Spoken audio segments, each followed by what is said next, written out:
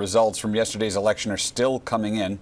Here's a look at the latest. First, the tight race in Maine's 2nd Congressional District, where 82% of precincts have reported results. Right now, incumbent Jared Golden is leading with just over 50% of the vote. Austin Theriault has 49.4%. Representative Golden has declared victory in this race.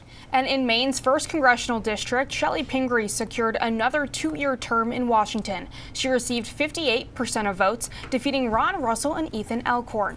In the Senate, incumbent Angus King has 51% of the vote. Demi Kazunas is behind in second, followed by David Costello and Jason Cherry. King has claimed victory and Kazunas has conceded, but there has been no official calls on the race yet.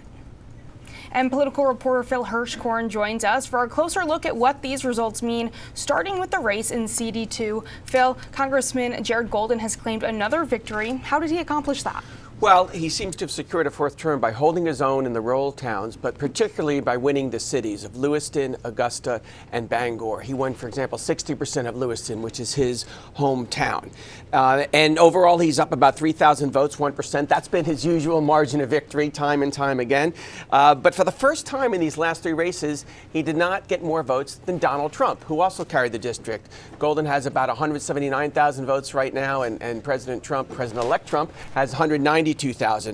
It's interesting, and I think this is one of the reasons why Golden is where he is. He said during the campaign he was fine with Trump in the White House. You know, the writing was on the wall how this election was going to go in CD2. He didn't endorse Kamala Harris, and he said that he doesn't care who's in the White House. That's unusual for a Democrat. And by the way, with Biden in the White House, he continues to have one of the lowest voting scores when it comes to party loyalty. Lastly, he was said in fact, we said this a lot on election night, one of 5 House Democrats running in a Trump-carried district. He appears to be one of 3 headed to victory. Angus King with a strong lead over Demi Kazunas right now. They've done the sort of formalities in terms of the concessions and the victory speeches. But what does the Republican takeover of the entire U.S. Senate actually mean for Maine and King's role? Well, for Angus King, it means he's going to lose a couple subcommittee chairmanships, but that doesn't really matter. I mean, he's been in the majority with the Democrats, caucusing with the Democrats. But what's more important is he is in that moderate middle, right? He's one of those 10, and he said that a lot in his campaign. He's one of those 10 senators whose name seems to be on every bill that actually gets passed when they actually do pass things. And he'll still be a strong voice on national security and veterans issues. He's on that committee. For Susan Collins, there's maybe a bigger payoff because she's in line to be chair of the Appropriations Committee. Appropriations, that's every federal dollar that's spent. She's already the vice chair in the minority, and that's not seniority alone that gets that. The Republicans have to figure out first who their new leaders are. Mitch McConnell, the longtime leader, is stepping down, and there'll probably be some gamesmanship behind the scenes to see which senators get which gavels. But she's certainly in line for that, and that would be a big plus for Maine. Especially with her experience. Yeah, and over in the presidential race, Vice President Harris just conceded about an hour ago. She said she called President-elect Donald Trump and she promised a peaceful transition. Besides Trump sweeping the 7 battleground states, what surprised you most? Right. Well, not her concession, right? That's the way these things are supposed to end. Didn't happen 4 years ago. And that's my point. This Trump comeback is really the big surprise. He's withstood every scandal, including 2 impeachments, the last one after the January 6th Capitol riot, which he incited after trying to overturn the last elections. 4 criminal indictments, including the conviction on 34 felonies in the hush money trial in New York earlier this year. He's had civil cases, judgments against him, including for his company, the Trump Organization, found to be committing financial fraud and fined hundreds of millions of dollars.